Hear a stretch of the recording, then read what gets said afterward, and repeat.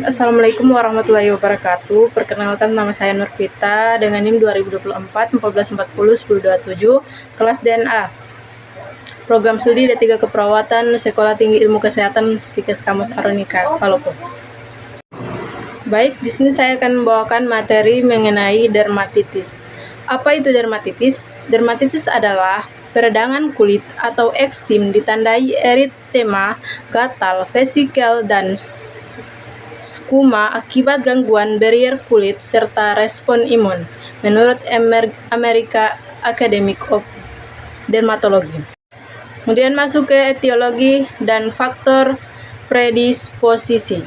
Etiologinya yaitu iritan deterjen, sabun keras, pelarut, kemudian alergen, nikel, parfum, kosmetik, lateks. Kemudian faktor imun genetik, mutasi filagrin, gangguan barrier atau atopic dermatitis. Kemudian ada lingkungan berupa udara, kering, polusi, stres. Masuk ke faktor predisposisi, yang dimana riwayat atopik kulit kering, pekerja sering kontak bahan kimia atau perawat cleaning service, usia anak atau lanjut usia. Masuk ke patofisiologi dari dermatitis. Yang pertama itu kerusakan barrier epidermis atau iritan alergen mudah masuk, kemudian aktivasi sistem imun, kemudian inflamasi, kemudian gatal hebat, kemudian gatal, garukan, eksorisis, dan infeksi sekunder, kemudian memperparah inflamasi dan menyebabkan siklus gatal garuk berulang. Kita masuk ke manifestasi klinis, yaitu gejala khas, gatal hebat, kemudian kadang mengganggu tidur, kemudian sensasi perih, kemudian terbakar pada area lesi. Tanda objektifnya yaitu eritema papul, vesikel atau fase akut, kemudian ekstoriasi krusta, kemudian likenifikasi atau kronis. Kemudian lanjut ke distribusi sesuai jenis dermatitis. Yang pertama itu dermatitis atopik, yang dimana peradangan kulit kronik yang dipicu oleh alergi, ditandai kulit kering dan gatal hebat. Kemudian dermatitis kontak iritan, yaitu iritasi kulit akibat paparan zat yang berupa permukaan kulit seperti sabun atau bahan kimia. Kemudian dermatitis kontak alergi, reaksi alergi kulit setelah kontak dengan bahan tertentu, misalnya nikel, parfum, atau lateks.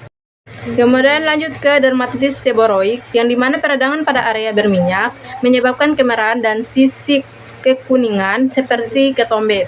Kemudian masuk ke dermatitis numelaris, yang dimana ruam pembentuk bulat seperti koin, sering sangat gatal dan tampak kering.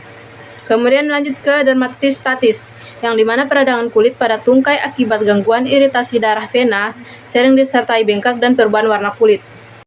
Kita masuk ke pemeriksaan penunjang, yang dimana itu patch test mendeteksi alergi, kemudian IgE serum mendukung riwayat atopik, kemudian kultur swab bila ada dukungan infeksi, kemudian skin scraping bila perlu singkat jamur. Kemudian kita masuk ke penata laksanaan medis. Yang pertama itu farmakologi, emolien, dasar terapi, kemudian kritosteroid topikal, meredakan inflamasi, kemudian calcaneur inhibitor untuk area sensitif, kemudian antihistamin untuk pruritus, kemudian antibiotik bila infeksi, kemudian terapi sistematik untuk kasus berat. Kemudian lanjut ke terapi non-farmakologi, yang dimana hindari pemicu iritan atau alergen, kemudian mandi air hangat singkat dan sabun lembut, kemudian pakaian berbahan katun, kemudian edukasi perawatan kulit. Deskripsi kasus dari dermatitis. Nyonya A, 29 tahun, petugas kebersihan, keluhan gatal berat dan kemerahan pada tangan sejak 1 minggu setelah memakai deterjen baru. Pemeriksaan erythema diffus, kemudian kulit pecah-pecah, ekskoriasi dan sedikit eksudat. Diagnosa awal dermatitis kontak iritan. Tindakan awal, hentikan paparan iritan, berikan emolien, steroid topikal, dan edukasi penggunaan sarung tangan kerja. Kita masuk ke pengkajian keperawatan, yang dimana itu data subjektifnya klien mengatakan gatal hebat sejak 1 minggu yang lalu, kemudian gangguan tidur, riwayat penggunaan deterjen baru. Kemudian ke data objektifnya eritema kulit pecah-pecah, ekskoriasi sedikit eskudat, kemudian lingkungan pekerja banyak kontak banyak bahan kimia. Kemudian kita masuk ke diagnosa keperawatannya. Di sini saya angkat 3 diagnosa, yaitu gangguan integritas kulit, kemudian gangguan rasa nyaman, kemudian resiko infeksi. Kita masuk ke diagnosa yang pertama, yaitu gangguan integritas kulit yang berhubungan dengan paparan iritan deterjen ditandai dengan eritema difusi, kemudian kulit pecah-pecah, kemudian ekskoriasi sedikit eksudat. Kemudian kita masuk ke rencana keperawatan, yang dimana setelah dilakukan tindakan keperawatan 3 kali 24 jam diharapkan ekspektasi meningkat, yang dimana kriteria hasilnya eritme menurun, kata berkurang, eksokosiasi berkurang, kemudian kulit tampak lembab, kemudian tidak ada eksudat baru, kemudian tidak ada paparan iritan ulang. Kita masuk ke intervensi keperawatan, yang dimana kita masuk ke manajemen iritasi, yang dimana observasi kerusakan kulit, warna, eksudat, dan pecah-pecah.